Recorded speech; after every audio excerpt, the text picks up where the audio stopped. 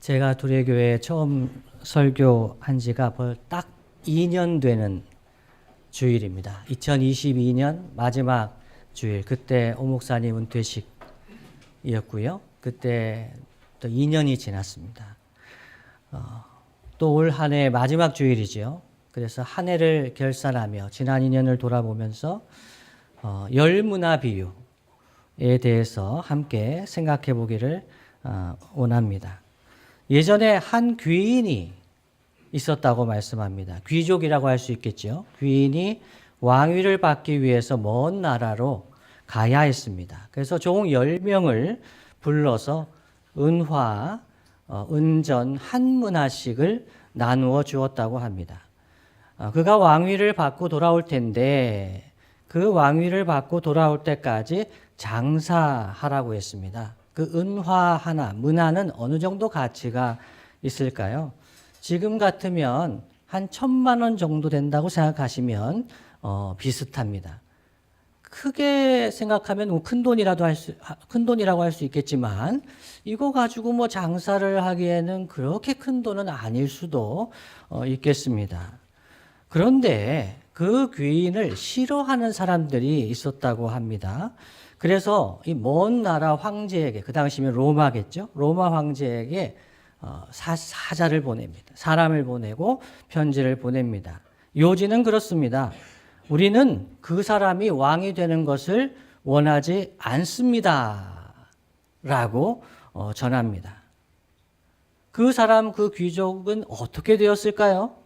로마에 가서 결국은 왕이 되어서 돌아옵니다. 먼 나라에서 왕이 되어서 돌아왔고 그 왕의 명령에 따라 그 한 문화를 가지고 장사를 하여 남긴 그 종들에게는 칭찬하고 10고을, 5고을을 다스릴 수 있는 권세를 주었는데 그 왕의 명령을 순종하지 않은 사람, 다른 말로 하면 반역을 일으킨 사람이지요.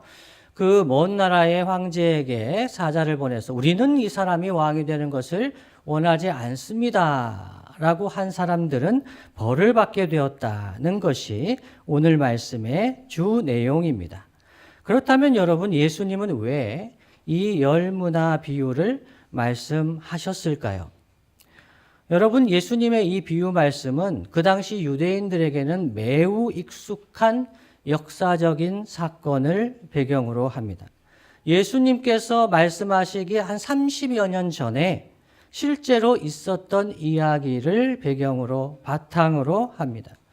이 비유, 예수님의 비유를 처음 들었던 사람들은 이 비유를 들었을 때 누구를 이야기하는 거구나, 어떤 사건을 이야기하는 것이구나 하는 것을 분명히 알았습니다. 그 당시 예수님 탄생하셨을 당시의 왕은 헤롯 대왕이었습니다. 그런데 헤롯 대왕이 죽고 나서 그 아들들 헤롯 아켈라오와 헤롯 안티파스 간의 권력 투쟁이 있었습니다. 누가 왕이 되어야 하는가? 그래서 형제들끼리 서로 싸웠습니다.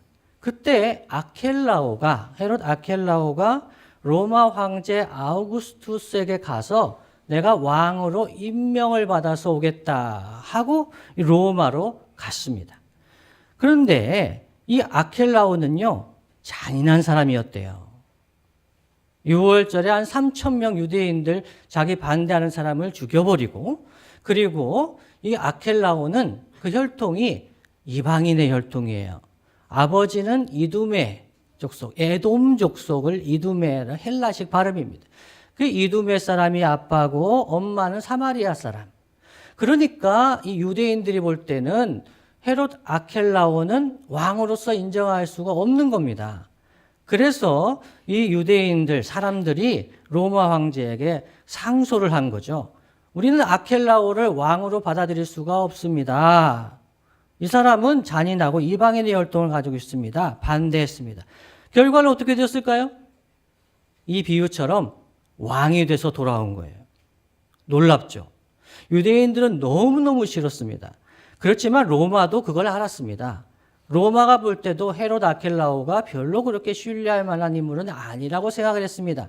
그래서 나왔던 제도가 무엇이냐면 분봉왕입니다. 분봉왕. 이 팔레스틴 지역을 나눠서 다스리게 한 거죠. 여러분 그 사진을 한번 볼까요? 이 지도 여러분 깨알 같은 것이기 때문에 잘 안 보일 수도 있는데요. 중간에 보면 헤롯 아켈라오 이렇게 핑크색으로 되어 있는 지역이 보이십니까? 유대 사마리아는 헤롯 아켈라오가 다스리게 하고 저 위엔 빌립 2세로 헤롯 안디바라고 되어 있는 게 있죠. 헤롯 안티파스, 안디바에게 다스리게 하는 거죠. 나눠서 다스리게 한 거죠. 왜 그럴까요?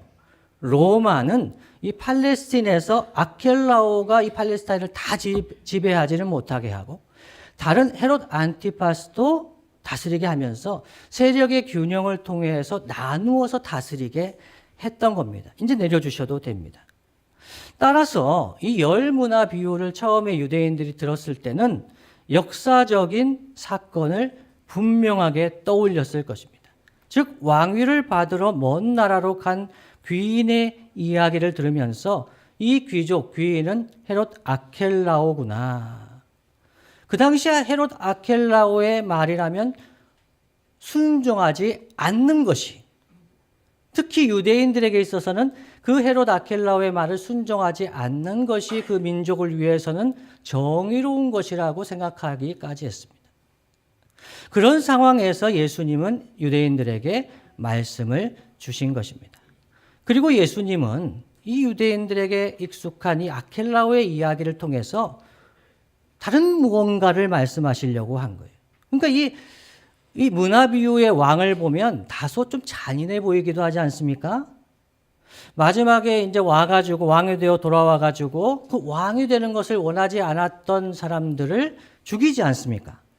그것은 사람들로 하여금 아켈라오를 떠올리게 하면서 예수님이 하시고자 하는 말씀을 함께 말씀해 주시는 거예요. 그게 무엇일까요? 그래서 성경의 문맥을 보면 알 수가 있습니다. 11절을 함께 한번 다시 읽어보겠습니다. 11절입니다. 시작. 그들이 이 말씀을 듣고 있을 때에 이 표현을 더하여 말씀하시니 가까이 오셨고 그들은 하나님의 나라가 당장에 나타날 줄로 생각함이더라. 아멘. 그들이 이 말씀을 듣고 있을 때의 비유를 말씀하신 겁니다. 그럼 이 말씀은 무엇일까요? 삭개오의 집에 가서 하나님 나라 복음을 이야기하시고 그러면서 10절 말씀을 이야기하셨을 때 10절 말씀을 한번 보시죠.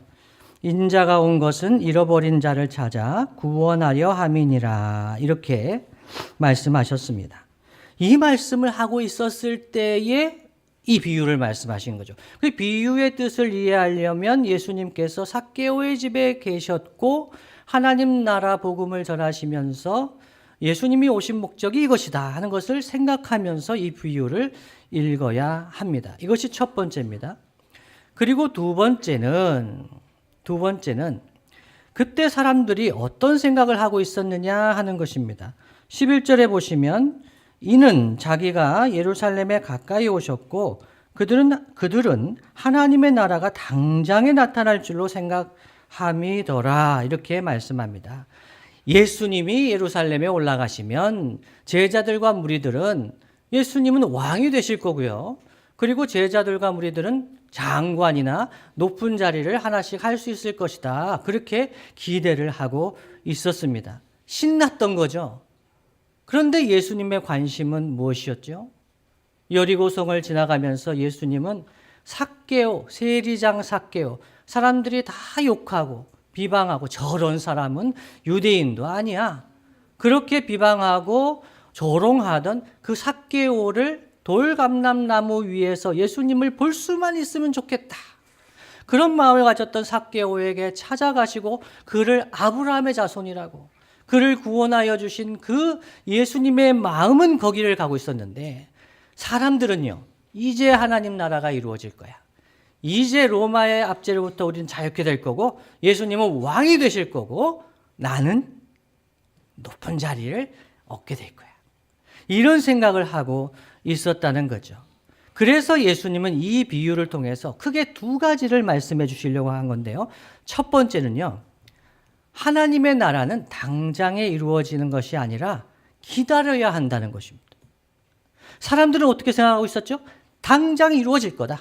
예수님 예루살렘 가면 하나님 나라 이루어지실 거다. 그런데요, 당장 이루어지는 것이 아니다. 예수님께서 예루살렘에 올라가시면 십자가를 지셔야 하고 죽으시고 부활하신 후에 승천하신 후에 다시 오실 것이다.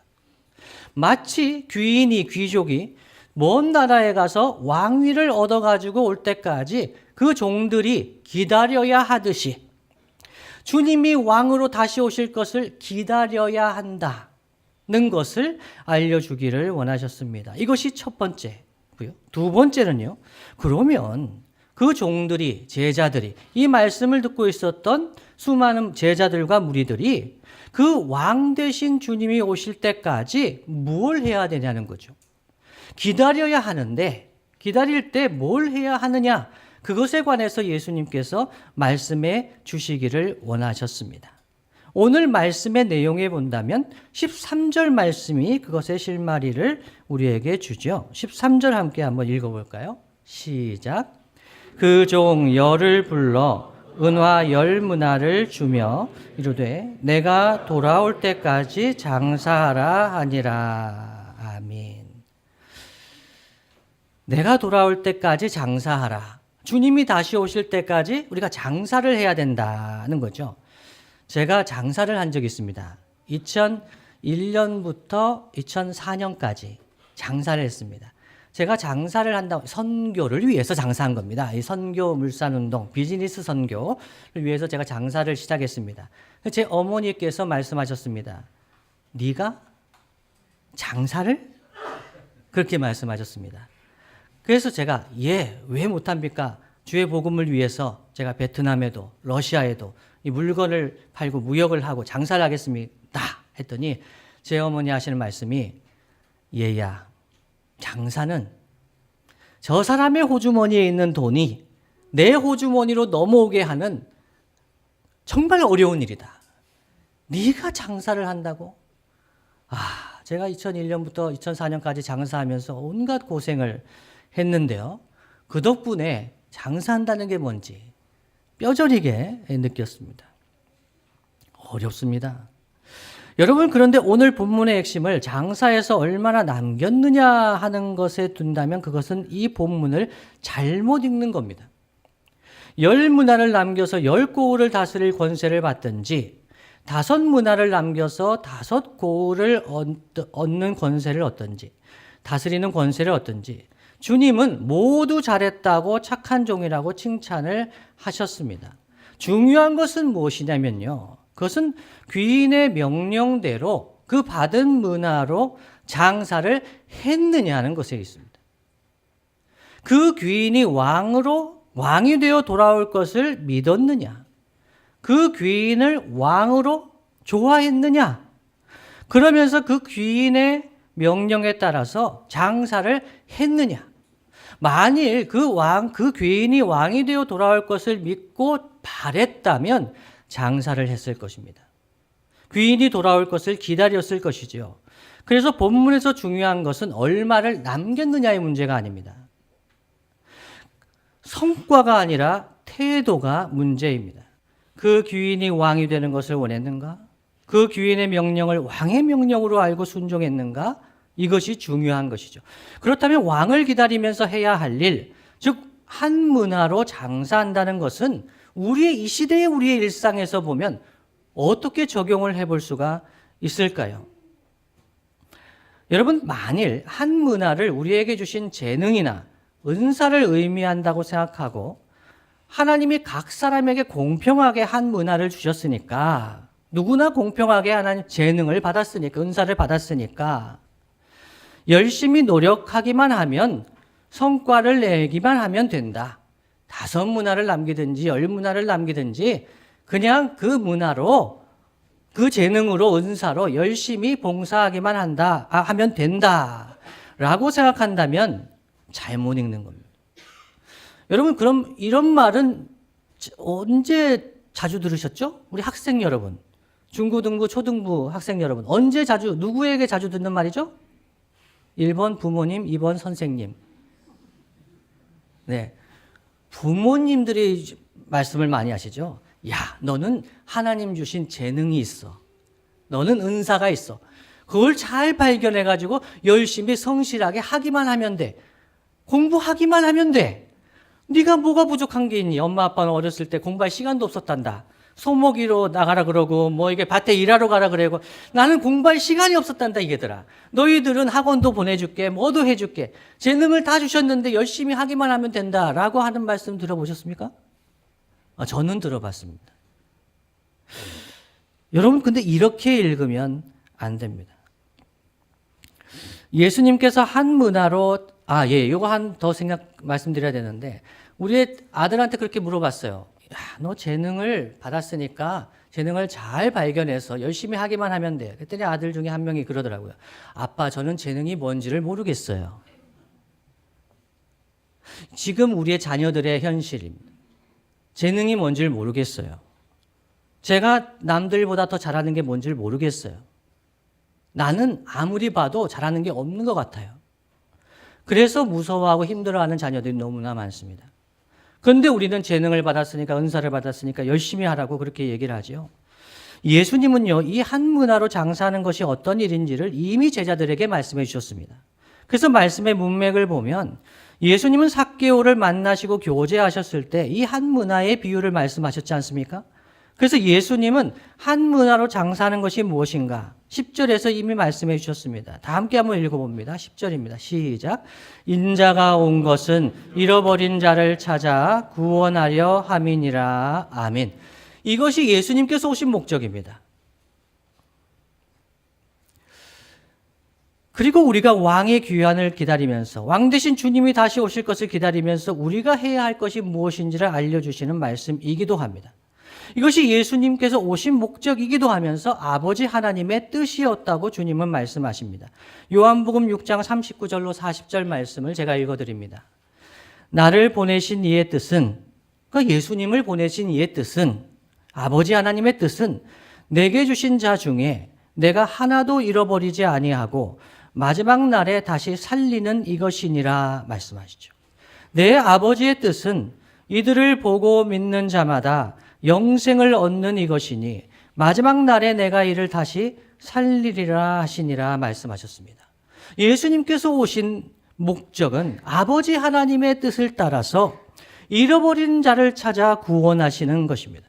하나도 잃어버리지 아니하고 마지막 날에 그를 다시 살리시는 것이다. 보좌우편에서 지금도 주님은 하나님의 백성, 하나님의 자들 하나도 잃어버리지 아니하고 그들을 구원하시기 위해서 우리를 보내시고 찾으시고 역사하시는 것이죠. 그래서 예수님은 주님의 양을 절대로 잃어버리지 않으십니다. 우리는 그 양을, 그 사람이 잃어버린 것 같고 다시 돌아오지 못할 것 같고 그런 마음이 있더라도 주님의 소원은 잃어버린 양이 다시 돌아오는 것입니다. 마지막 날에 살리시는 것입니다. 그래서 예수님의 다시 오심을 기다리는 예수님의 제자는 잃어버린 자를 찾아 구원하는 일, 이것을 주님께서 우리에게 부탁하셨다는 것, 그것을 중요하게 생각하며 실천하는 사람입니다. 그렇다면 여러분, 어떻게 잃어버린 주님의 양을 찾고 그들을 구원할 수가 있을까요? 다른 말로 하면 어떻게 전도할 수 있을까요? 우선 여러분께 한번 묻겠습니다. 여러분, 올해 몇 명을 전도하셨습니까? 마음속으로만 대답하십시오. 속으로 이렇게 말로 하지 마시고요. 1번 1명, 2번 2명, 3번 3명 이상, 4번 모르겠습니다.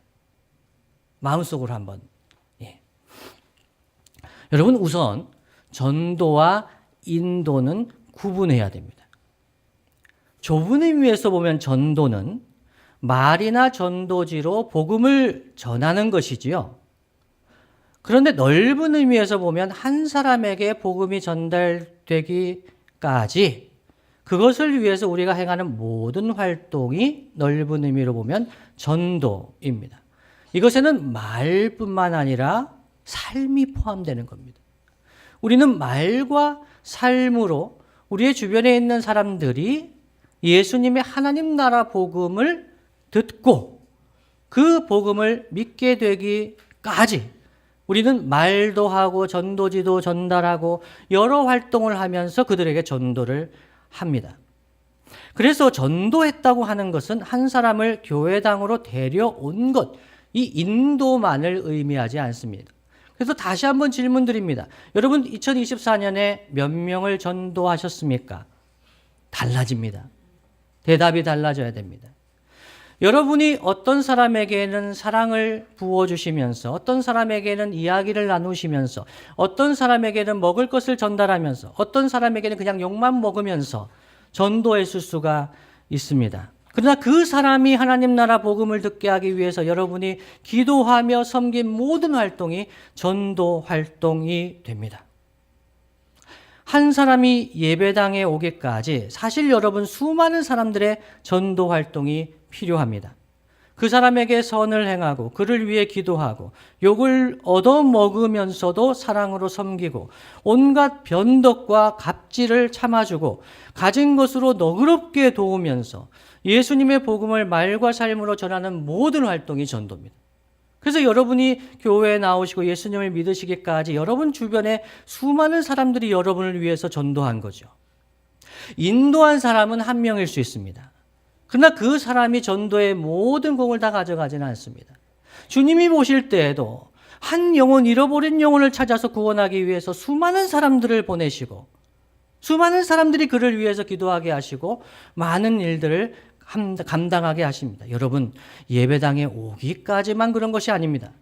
예배당에 온 이후에도 전도는 끝나지 않습니다. 예수님의 제자가 될 때까지 예수님의 복음이 무엇인지를 알고 예수님을 구주와 주님으로 영접하고 공적으로 그 신앙을 고백하면서 예수님의 제자의 삶을 살아갈 때까지 우리는 그들을 위해서 기도하고 말씀을 가르치고 그리고 세례를 주고 그들이 예수님의 제자로 살아갈 수 있도록 돕습니다. 그래서 우리는 예배당에 온 사람들도 인도된 사람들도 전도해야 됩니다. 하나님 말씀을 전해야 됩니다. 그런데요, 여러분, 가슴 아픈 일이 있습니다. 교회와 신자가 이 하나님 나라 복음 전파에 걸림돌이 될 때가 많습니다. 사람들을 교회로는 불러 모으는데 예수님께로 인도하지를 못합니다. 사람들이 예수님의 복음을 듣기 위해서 믿음을 가져보기 위해서 교회에는 오는데 교회와 신자의 모습을 보면서 발길을 돌려버리는 일이 종종 일어납니다. 예수님의 문제가 아닙니다. 복음의 문제가 아닙니다. 교회의 모습 때문에, 한국 교회의 모습 때문에, 우리의 모습 때문에, 신자의 모습 때문에 그들이 복음을 듣지 못하고 예수님을 만나지 못하고 예수님의 제자가 되지 못한다면 그것은 우리의 책임입니다. 우리가 잃어버린 자를 찾아 구원해야 되는데 우리가 그냥 인도한 것에 만족하고 우리의 삶이 예수님을 드러내지를 못합니다. 하나님 나라 복음을 드러내지 못합니다. 그들이 생각합니다. 하나님이 이런 하나님이실까? 하나님은 사랑의 하나님이시고 정의의 하나님이신데 그러나 우리 교회 다니는 사람들의 삶이 그렇지 못할 때 그들의 발걸음이 예수님을 향하게 하지 못할 때 그때 우리는 이 복음을 말로 전하고 우리가 전도지를 전하고 선물을 하고 이런 활동을 할지라도 하나님 나라 복음에 걸림돌이 될 수가 있는 것입니다. 그래서 우리는 너무나도 이 사명, 한 문화로 장사라는 이 말씀, 잃어버린 영혼을 찾아 구원하라는 말씀을 엄중한 하나님의 말씀으로 받아야 합니다. 특히 이 전도를 할 때 전도자는 물량주의에서 벗어나야 합니다. 물량주의에서 벗어나야 합니다. 사실 우리는 일평생에 한두 사람만 잘 인도해도 한두 사람만 예수님의 제자로 세워도 천하보다 귀한 일을 하는 겁니다. 여러분 믿으십니까? 한두 사람만 예수님의 신실한 제자로 세워도 정말로 귀한 일입니다. 한국 기독교인이 여러분 얼마나 될까요? 2023년 말 기준으로 5,451명을 대상으로 설문조사를 지앤컴 리서치에서 설문조사를 했습니다. 개신교인은 전체 인구의 약 17%로 추정한다고 합니다. 2023년 말 인구수가 약 5,155만 명이었던 것을 기준으로 본다면 여기에는 개신교인 2단을 포함하고 있기 때문에 약 876만 5천 명 정도 되는데 2단과 이런 사람들을 그 교회에 출석하지 않는 사람들을 제외하면 약 700만 명 정도라고 추정을 합니다. 여러분, 700만 명 정도 되는 사람이 한두 사람을 예수님의 신실한 제자로 세우면 여러분 어떻게 될까요? 여러분, 우리는 물량주의에서 벗어나야 됩니다. 많은 사람을 인도하려고 사람을 수단으로 생각하면 안 됩니다. 어떤 행사를 하면서 그 사람을, 여러분, 한 사람은 한 세상이 오는 거라는 얘기한 시인이 있습니다. 존귀한 하나님의 사람입니다. 그 하나님의 한 사람을 예수님께로 인도하고 그 사람이 예수님을 만날 수 있도록, 하나님 나라 복음을 들을 수 있도록 우리가 기도하고 사랑하며 섬기는 이 모든 일은 참으로 귀한 것입니다. 많이 인도하는 것이요, 많이 인도하는 것이 중요한 것이 아니라 전도를 하는 것이 중요합니다. 한두 사람에게 전도를 하는 것이 중요합니다. 그렇게 전도를 하면, 한 영혼을 귀하게 여기고 전도를 하면, 잃어버린 주님의 양을 찾아가서 섬기면 주님은 그 사람에게 계속 영혼을 맡겨주십니다. 이것이 하나님 나라의 원리입니다. 신앙생활을 하다 보면 인도를 많이 할 때도 있습니다. 여러분 경험 있으시죠? 학교 다닐 때 여러분 많은 사람을 교회로 인도하신 경험들이 있으시죠? 그때는 친구들한테 교회 나가자고 하면 많이 나오잖아요. 인도를 많이 하는 교인들이 있습니다. 근데 신앙생활 오래 하다 보면은 인도가 잘 안 됩니다. 왜 그럴까요? 주변에 예수님을 믿는 사람만 있어요.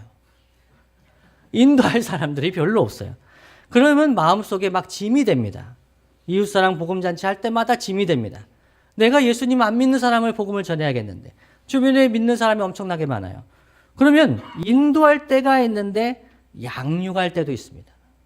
교회에 와 있는데 예수님 복음 모르는 사람이 많아요, 여러분. 우리 교회는 어떨 것 같습니까?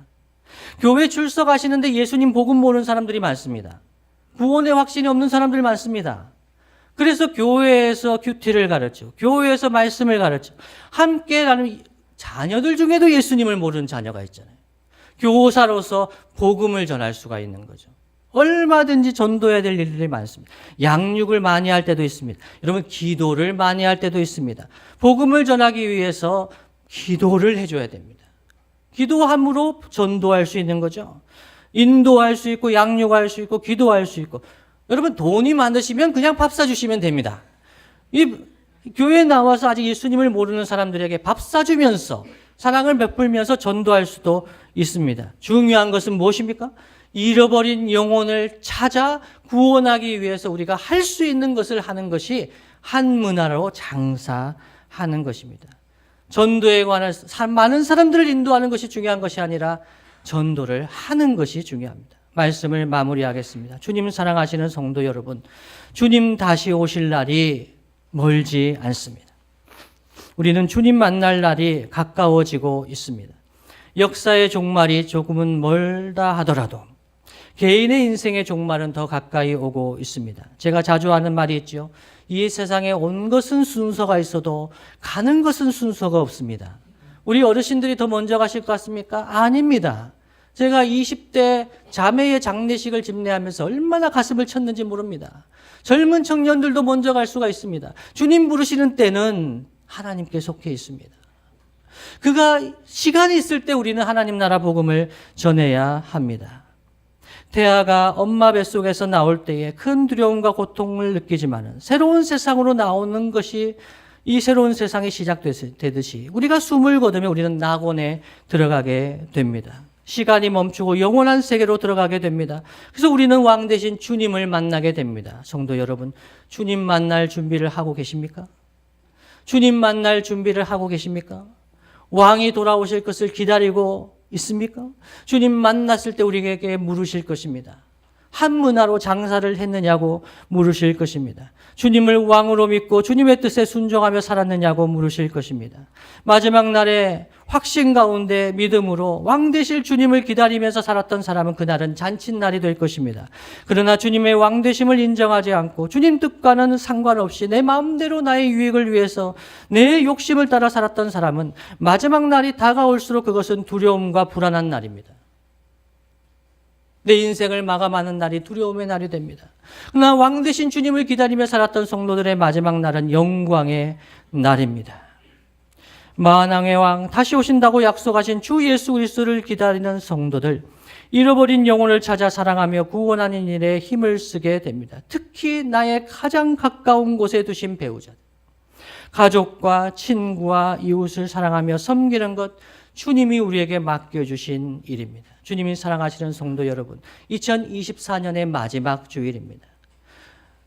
마지막 주일에 주님이 우리를 부르시고 우리에게 맡겨주신 사명을 생각하면서 주변에 있는 한 영혼, 그를 위해 사랑하고 섬기며 주님께로 인도하는 신실한 예수님의 제자로 세우는 저와 여러분 되시기를 예수님의 이름으로 축복합니다.